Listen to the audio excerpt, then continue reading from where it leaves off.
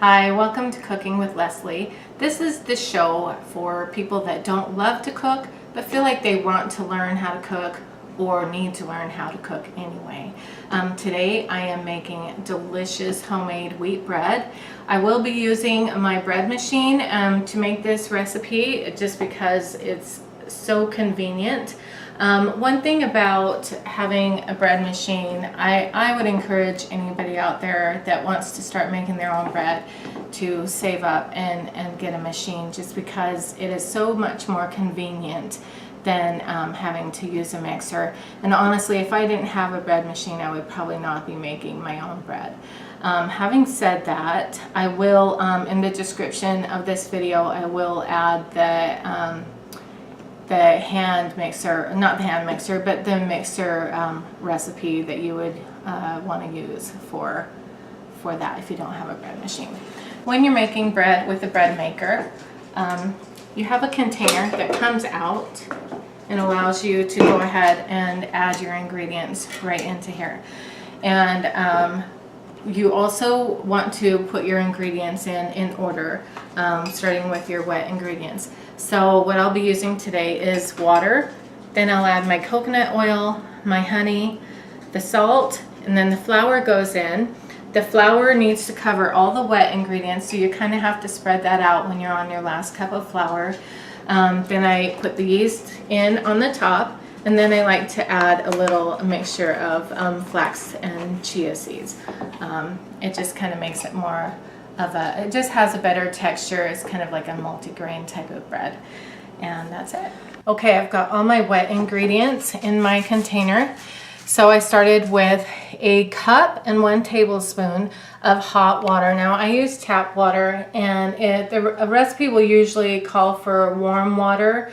But when you use tap, it's fine to use hot, because by the time you're adding all your other ingredients, it's going to be warm.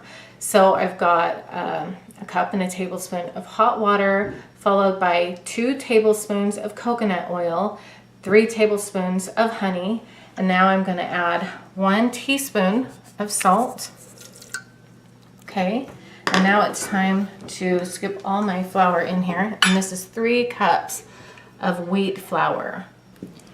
So all my flour is in here, and as you can see, there's a little corner that looks still wet over there. I'm going to want to go ahead and cover that up. I'm going to make sure all my corners, and I don't know the reasoning behind covering all the wet ingredients, but that's what the directions always said on my bread maker, and so that's what I always do. This is a heaping tablespoon of yeast, and I just use active dry yeast. And then my flax seed, I don't really measure, I just pour some in. I think that looks like enough. I don't want to overdo it in case some people don't really like it. And that's it, it's ready for my bread machine. Now when I use my bread maker, I don't actually like to bake the bread inside of the bread maker, but that is an option. So my machine has several options here. I'm gonna go down to where it says dough, as if I was like making rolls or something. So that's on dough, and so now it will start and just make the dough for me. When it goes through the cycle and my machine tells me that it's done, that's when I will put it in my bread pan, and that's when it will rise.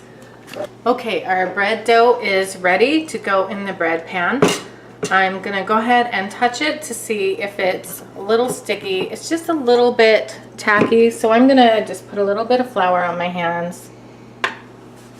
Just kind of do like that so I can pull it out. Just gonna dump it out like that. Now what I need to do is kind of shape it a little bit into a loaf. So I just kind of squeeze it on the bottom. And if you've made it in a mixer, this is, at the same point that you would be putting it in your bread pan as well. Now I have prepared my bread pan by, normally you grease and flour a bread pan, but I used butter. I just used soft butter, it wasn't melted, and I used a pastry brush to cover the whole pan. Put a little bit of wheat flour in there. so that I cover it really well. And that just makes it to where the loaf of bread will come out very easily after it's cooked. So I'm just going to put it in like that. Hopefully it'll be a pretty loaf, but I kind of have a weird thing going on the side, so it might raise kind of funny looking. But what we do now is I've got my oven on 350. So while that's preheating, that will also help my bread dough to rise. And I'm going to let it sit here on my stove for 30 minutes. And then we'll check it, make sure it's doubled, probably about doubled in size. And then we'll put it in the oven. Okay, so our bread has been rising for half an hour. And it's quite a bit bigger, as you can see. I don't know if it's quite doubled in size. I sometimes will get a better rise out of it than this, but I'm kind of impatient to have my bread tonight, so I'm gonna go ahead and put it in our oven. The oven is on 350, and we will bake it for 30 minutes. You wanna place it in there very gently so that it doesn't fall when you stick it in there. I've pulled the bread out of the oven. It's baked for 30 minutes. And so now what I do is just kind of give it a little shake, and it's pulling right out of the pan. So that tells me I'm going to be able to just dump it out very easily. I'm going to just put it on this plate. It always turns upside down. Don't worry about that. Just grab it, turn it right side up. And then I'm just going to get my pastry brush here and brush the whole thing over with some butter. The butter just gives it a nice flavor, a nice color to it, a nice texture, and that's it. And I'm going to go ahead and cut a slice so that we can see what it looks like on the inside.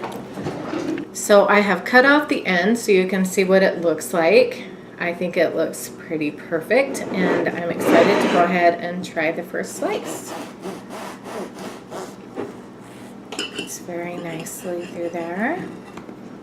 It's gonna work out well. I guess I don't really need my plate.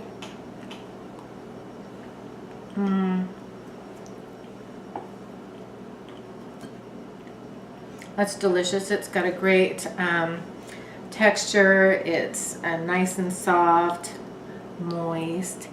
So I hope you've enjoyed watching it, and I hope you'll give it a try. Thanks.